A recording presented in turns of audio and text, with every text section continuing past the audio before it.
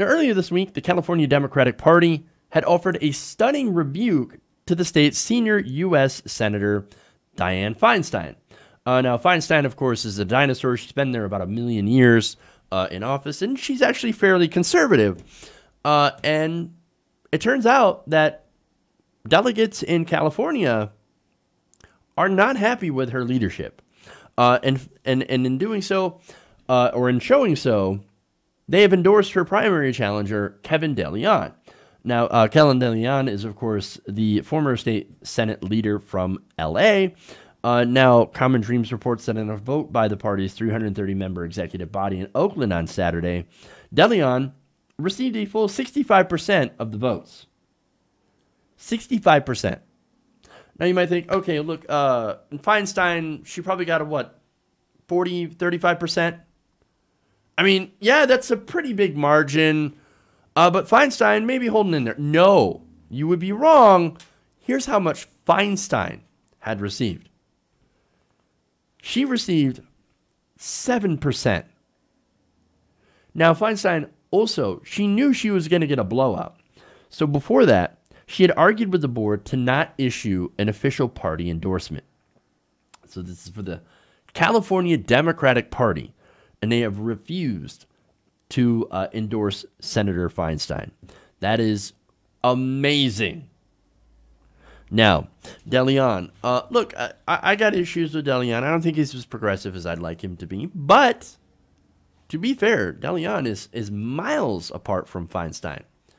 Feinstein is essentially a conservative. She is a center-right politician. And look, progressives in California are actually really, really tired of being represented by somebody who does not represent them. In fact, the LA Times noted that this endorsement of DeLeon was an embarrassment for Feinstein. And who, of course, indicates that Democratic Party activists in California have soured on her reputation for what they call pragmatism and deference to bipartisanship, as Trump and a Republican-led Congress are attacking Democratic priorities in immigration, healthcare, and environmental protections. Yet now would not be the time for pragmatism. Now is not the time for deference to bipartisanship. When is the last time you saw a Republican saying, we need to be bipartisan, here's a bill that gives you half of what you want? No. When a Republican normally talks about bipartisanship, they talk about, no, you come to our side.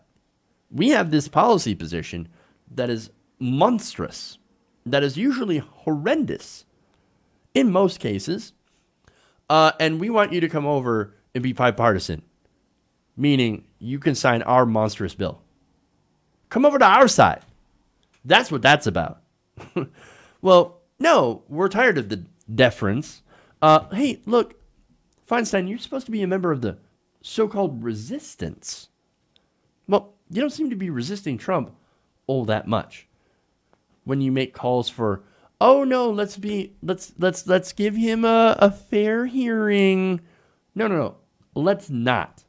Okay, let's not do that because they certainly do not do so with us. Now, David Dayen, writing for The Intercept, of course, somebody who lives in California, was following the process very, very closely, said that, quote, the executive board, this is of the California Democratic Party, has grown more and more progressive for a decade, since a new generation of activists secured spots in the party hierarchy.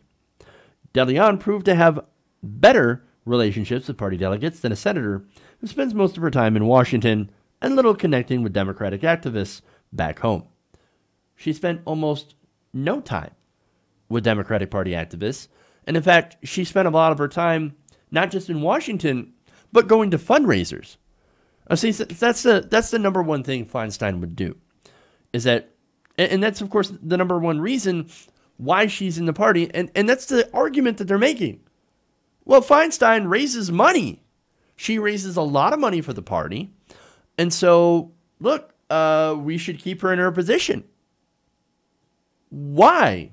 Well, I mean, it's the money, of course. But we don't care about your money. We don't care about the corporate money. We want to get that money out of politics. In fact, we believe that that corporate money actually hurts us instead of helps us because it makes our politicians beholden to corporate interests. We're not interested with that.